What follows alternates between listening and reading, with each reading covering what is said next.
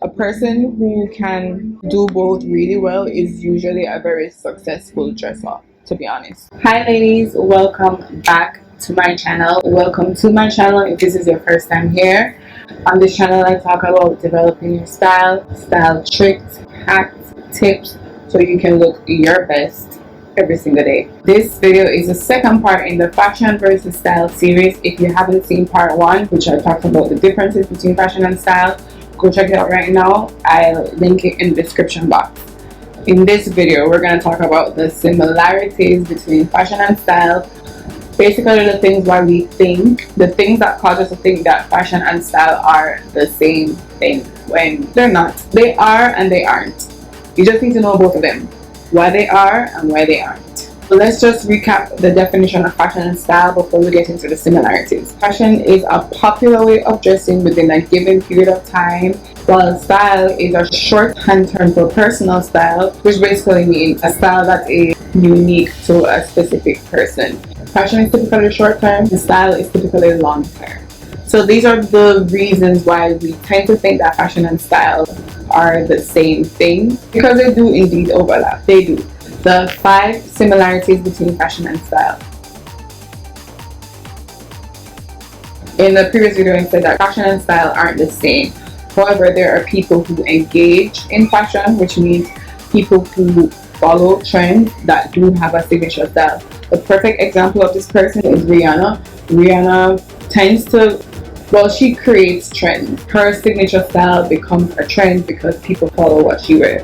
So I wouldn't even say that she's a trendy person. She is.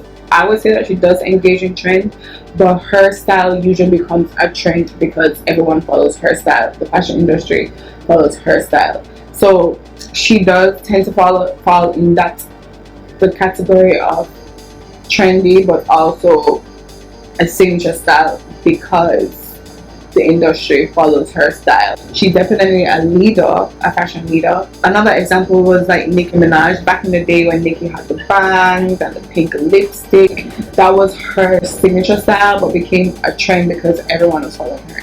So this is like one of the ways that you can see how fashion and style overlaps, why they can be used interchangeably as meaning the same thing when they don't. But you can't really establish a timeless style without fashion. The reason for this is everything has been a trend or a fashion at some point in time. So things that you consider like the classic pieces like pointed toe pumps and the little black dress and the blazer, these things were once at one point a fashion trend, or sometimes it was a necessity fashion item. Its first origin wasn't that it was classic and timeless. It could be the intention, like the little black dress that was created by Coco Chanel back in 1926. Its intention was to be timeless and seamless and affordable for women and to last long. So the origin of everything starts in the fashion cycle.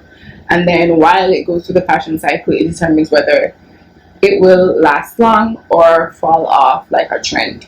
Some ways you can predict this, in some ways you can't, but everything that falls under a stylish piece or a piece that is classic, it all starts at the beginning of the fashion cycle. So fashion is the origin. Fashion is the mother of it all.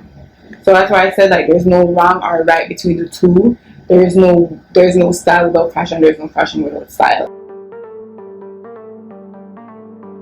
So fashion in general is cyclical. So what once was in fashion in one era, you see it reintroduced today and repurposed and revamped to fit modern times.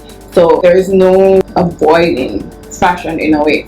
Let's say for example like bohemian style, which is a signature style to a specific person, a person who likes that style and they wear that regardless if it's in trend or not.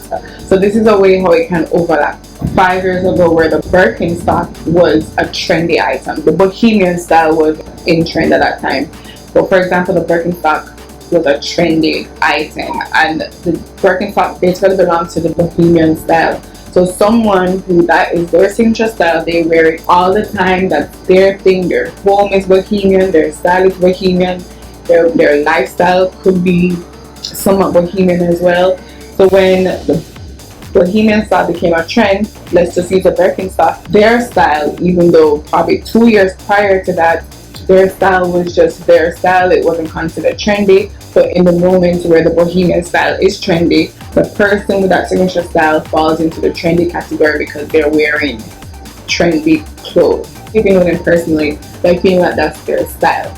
But however, because their style is now in fashion, you may look at them and say, oh, they're participating in a trend. So that's a way it can also overlap in the sense of following fashion.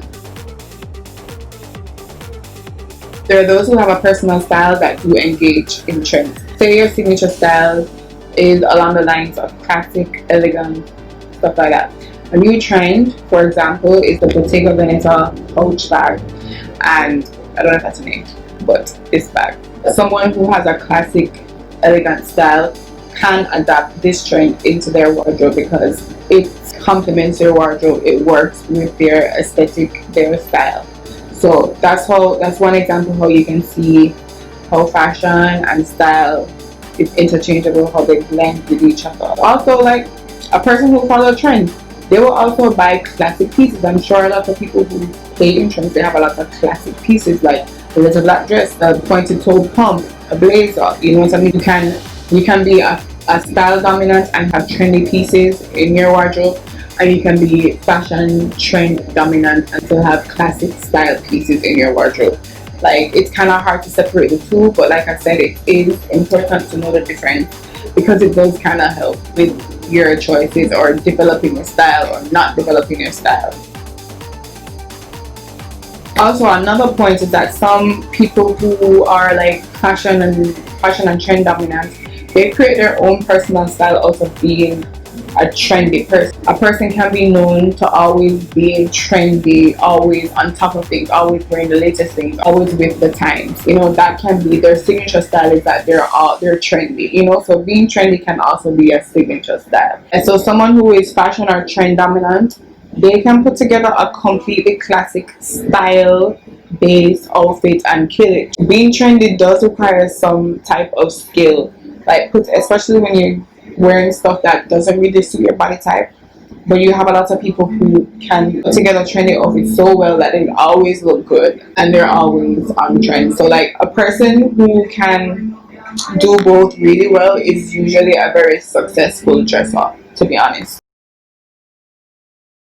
So both fashion and style serves to please the wearer, to look visually appealing. They both require the wearer to have some level of awareness to suit them. Okay guys, that is the similarities between fashion and style. If you haven't seen the differences between fashion and style, make sure to check it out. It'll be in the links in the description box. And the next video in this series, I'm going to talk about how to decide if you should be fashion dominant or style dominant. Which one should you focus on? Should you focus on being trendy and following trends and being able to predict trends, or should you just start to develop your personal style? That video will be coming up next, so make sure to subscribe and turn on the notification bell so you don't miss it when it's live. Comment down below if any of this made sense to you, if it, you know, like it made a click in the mind in terms of the similarities between fashion and style, and comment down below if it helped you understand why fashion and style is usually confused to be the same thing. Like this video if you enjoyed this content. Thank you so much for watching. I'll see you in the next one. Mwah.